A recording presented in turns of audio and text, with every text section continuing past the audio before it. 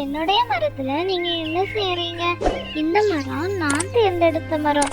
அந்த மரம் தான் நீங்க தேர்ந்தெடுத்த மரம். என்ன ராணி அக்கா, மறந்துட்டீங்களா? மீனாட்சி, நான் மறக்கல, நீதான் மறந்துட்ட.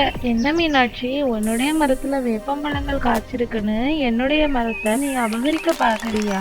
இங்க இருந்து போயிடு மீனாட்சி, இல்லைன்னா நானும் காலும் உன்னை கொத்தியே கொன்னுருவோம்.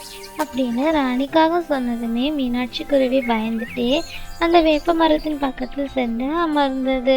அங்க நடந்ததை எல்லாம் வேப்ப மரமும் அந்த ஆப்பிள் மரமும் பார்த்துக்கிட்டே இருந்துச்சு. அன்பான சின்ன குருவியே, நீ கவலைப்படாதே.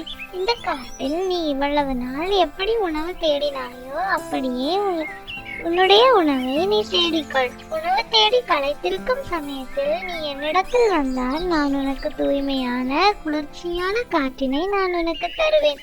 அதில் நீ ஓய்வெடுக்கலாம்.